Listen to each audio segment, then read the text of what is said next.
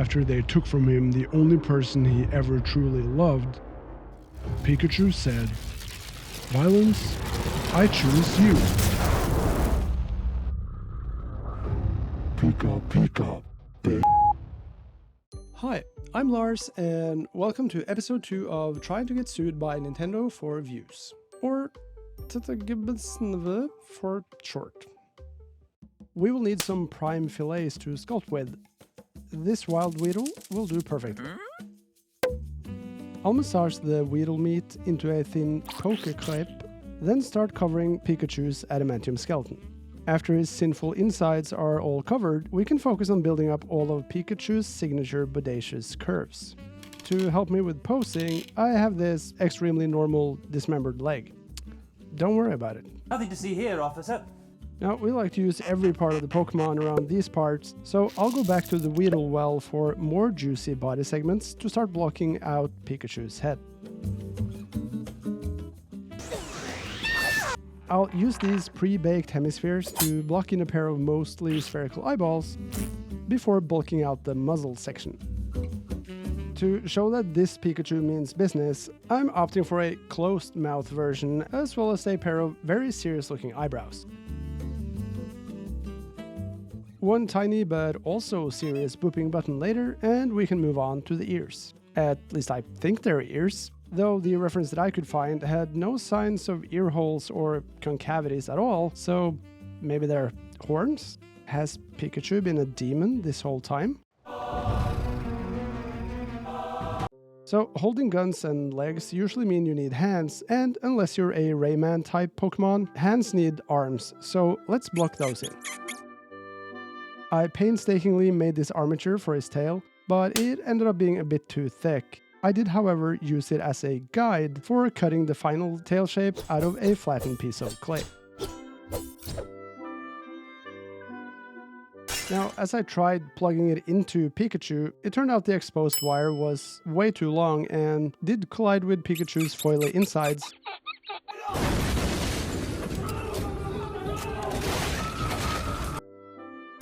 So I had to snip some off before reinserting it. As I reinforce said insertion point, please enjoy this completely normal and very wholesome and not remotely suggestive sculpting scene. It's 2026, so naturally, Pikachu needs a gun. Guns are actually dumb, but when I was a kid, which was very recently as I'm still extremely young, How do you do, fellow kids? there were pretty much two guns our yet undeveloped brains thought were the cool ones. Uzis and 50 caliber Desert Eagle pistoleros. I'll try my best to cut the main shape out of a flat bit of wobbly clay, then add as many of the details I can manage at this small scale using sculpting tools and pinching tools. I'll add some bolts and whatever this thing is by dribbling on a bit of liquid Sculpey before the whole thing goes into the oven to bake. I can now add the freshly baked gun cake with a generous icing of liquid clay before adding the mitten that is his hand around the grip. Now Punisher Pikachu is too cool for gun safety, so his little sausage finger is always on the trigger. I then time travel to the future to get another reference leg to help pose Pika's leg-holding hand before bathing him in a generous amount of alcohol to melt the top layer of clay and remove any fingerprints that might be used against me as evidence. Oh hi, I didn't see you there. I hope you're enjoying this defiling of what is probably a core childhood memory for you. I know I am. Now, if you would like to support the crimes we do around these parts, then subscribing to the channel, clicking the like button, or leaving a nice comment helps tell the robot overlord that runs YouTube that this is a cool video that more people should see. Now, if you want to be involved in the crimes in more of an aiding and abetting kind of way, you can do so on Patreon. We've got all kinds of tiers available, starting at the great price of free, where you not only get access to this guy and all of his nonsense, but also a bunch of neat rewards like behind-the-scenes content during project builds, voting rights on future project themes, as well as thank you shoutouts during the videos themselves. So head on over to patreon.com/keepcracking and check it out. Okay, back to the video. We've now arrived in the aforementioned future to make Pikachu's first victim, Poliwhirl. Now, I can already hear the comments saying that I picked this guy just because he's basically just a ball with two smaller balls on top, which is very mean, even if it is 100% true. I'll add eyelids where eyelids usually go, making one side look a bit more swollen to indicate having received a knuckle or two. Poliwhirl will find himself being dragged along legwise by Electro Mouse, so I can squish him into the ground a bit for stability, while his hands are busy trying to shield his once beautiful face from further abuse. Now, I do need some material to make his feet. Ah yeah, Chansey. Awesome, thanks buddy. Wait, did you guys think I was going to hurt Chansey? I would never, not after what he did for me in prison. I owed that man my life.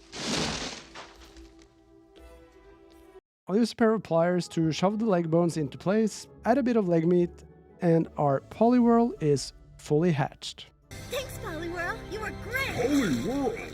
Now, before starting on the next character, I need to get a bit of a cheeky head start on one of the props that it's going to hide behind. Why I chose this pasty skin-colored clay for this is anyone's guess, but as soon as the foil insides are covered in it, I can start carefully shaping and smoothing it out using sculpting tools. So I kind of like the result I got when making the concrete sidewalk in my Half-Life video. So to replicate some of that, I'm starting by adding a bit of directional striation texture using a metal brush. I'll add some battle damage by haphazardly smacking it a bunch with a dental tool before carving away some larger chunks. I find it's a bit easier to cut some crisper damage detail into this clay after it's baked, as well as sharpening up some of the edges. It also kind of breaks off like real concrete would, so using the tip of the scalpel and a small ball stylus tool, I can dig some fresh bullet holes from Pikachu's big boy gun into the front of the barrier. Next up is making everyone's favorite X-Man, Psyduck. To get enough meat for that though, I must once again return to the hunt. God damn it, hey, go, stop that. Oh, thank you, Scorpion. You are my favorite Pokemon. So to properly clean a Diglett, you just have to eviscerate the eyeballs and you can go to town on the rest. Now, Psyduck's brain attacks are basically just radiation, so to protect himself from that, his guts are naturally covered in tinfoil. After an initial draping of Diglett's skin, I can now use our previously sculpted meat wall as reference when blocking in Psyduck's pose. This mislabeled platypus has pretty flat eyes, so instead of having to pre-bake eyeballs, I can probably get away with just carving the shape straight into the surface.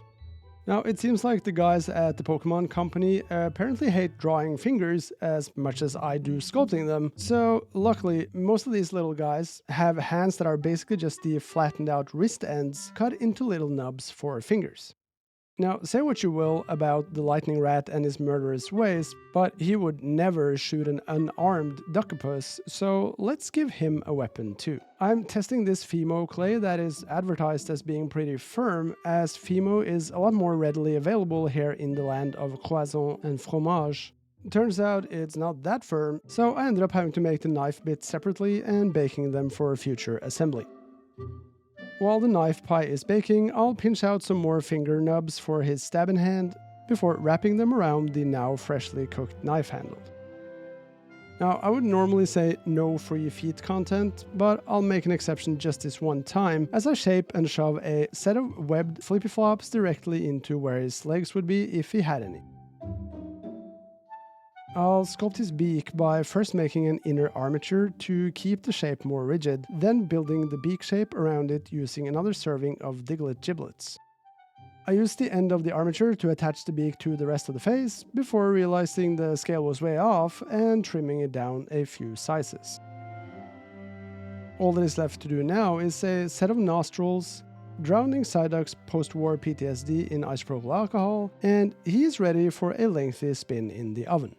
Out of the oven and full of rage because someone set the alarm rung and kinda burned him a little bit, this seems like the perfect time to give him a huge knife before sending him into the world. I've once again broken out Bozo Jeff's magical spray booth, and I'll start by giving everything a quick coat of white primer before base coating our pocket friends in Nintendo approved brand accurate yellow, yellowish beige, and light blue.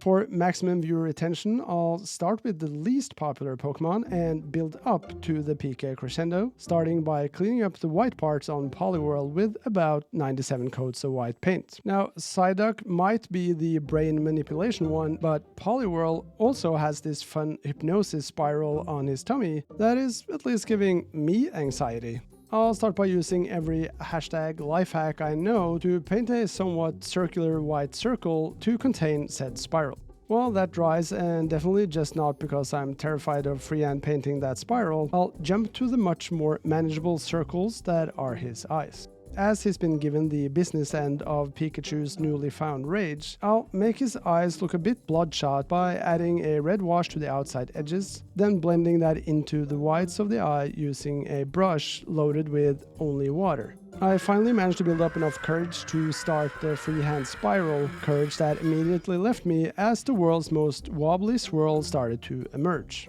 I'm the worst toy maker in the world.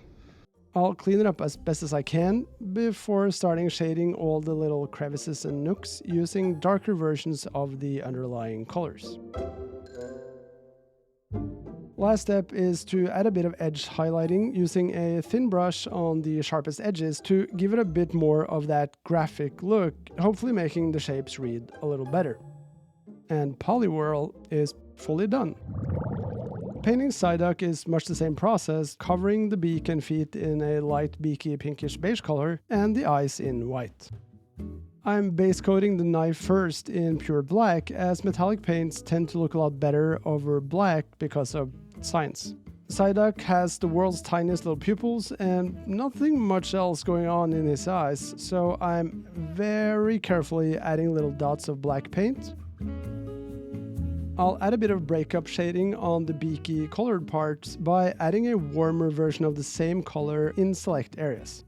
Now, there aren't really that many places you can shade on this 2-scoop ice cream of a design, but I'll add a bit of darkening in areas like the arm creases and between his head and torso. The same kind of goes for highlighting, as there isn't much detail to grab onto. I'm semi-randomly stipping a bit of brighter color on convex shapes, where I think it maybe makes sense, but you can't really tell in the final version, which is probably for the best. In lieu of having more shades of metal paints, I'm staining the whole blade in a blackish wash, before going back over the sharpest edges with the original metallic paint, and Psyduck is ready for his dark deeds.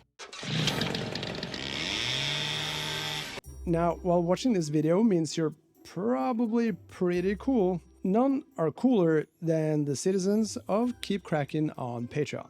A huge thanks as always to the Right Noble Zortpoint Narf and Salty Cupcake, as well as a warm but tentacled welcome to Nicole. Your unwavering support helps keep this invertebrate fortress afloat, and you're all just the Beedrill's niece. It's a Pokemon joke. Okay, so you see there's this bee-type Pokemon called Beedrill, and you know what?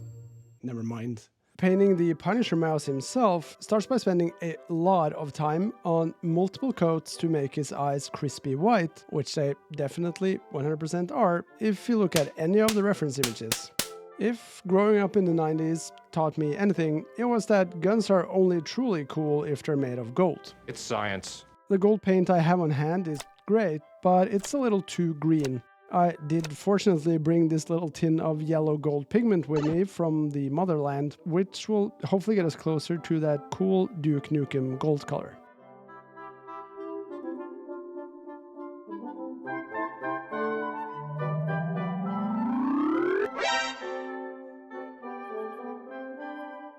I then mixed a warmish brown for the bottom of his tail, as well as his zebra-lined lower back tattoo. All that is left now is to add his rosy cheeks, which I'm not sure if makes him cuter or even more scary. And Pikachu is done and ready for violence. No, wait. I forgot I was doing a whole Punisher mashup theme. I was planning on sculpting a black t-shirt on him to put the signature skull logo onto, but seeing as I didn't, now my plan all along was actually to make it by turning some of his tummy fur white. That was the plan. I also added some refraction detail to the eyes by painting some dark brown iris glints that no one will ever be able to see, but at least I know they're there. I'll shade his major crevices by using a bit of thin brown wash, while the gun details get a thin black stain. Pikachu's favorite murder type Pokemon needs to get a grip, which I can do with some carefully placed black paint. I'll finish by going over everything yellow with a lighter yellow edge highlight, and we have finally caught them all. For the base, I'll start by gluing together every bit of thin wood I still have lying around, then using a bit of Sculpey to fill in the worst gaps. After those bits are baked and glued into place, I'll coat the whole thing in a black base coat. To fit the gritty theme, I think a dirty, cracked, concretey, asphalty backstreet would be appropriate. I used this crackle paste for my last project and it worked pretty well, so I figure if I made the goop layer thin enough, it should look pretty okay. Said goop does have to dry for a couple of days though, so in the meanwhile I can put some color on our meat barrier. As soon as the base coat has dried, I can cover the whole thing with a dark wash to grime up all the cracks and crevices, before going back over with an increasingly brighter gray dry brush to bring back out some of the sculpted detail. For a bit of breakup, I'm spattering on some super thin white paint over the entire... okay, maybe not that much. Then the same thing with a thinned out black, before highlighting the most prominent edges and chipped off bits with a brighter gray using a thin brush. After curing for a couple of days, I can use basically the same process for the ground part of the base. A quick dirty coat of dark wash to dirty off the cracks, then a bit of gray dry brushing to accent the edges in an attempt to bring the whole thing together a bit more. Now, all that is left is to get all our man's poke and set the stage. I'll add UV resin tears to the Pokemon's eyes, feet for Pikachu to stand on, and a duck hairdo I definitely didn't forget until right this very minute, and we're done.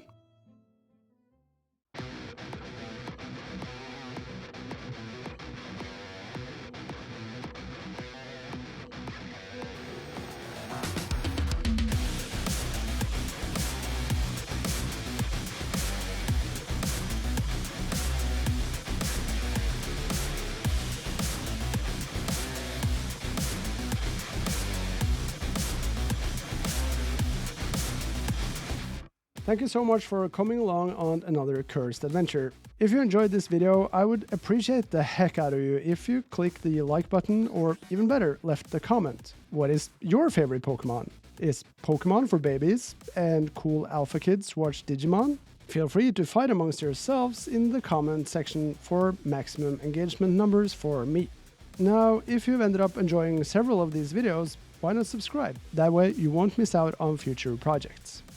I'll see you again soon-ish in another video. In the meantime, you can find me on patreon.com/keepcracking.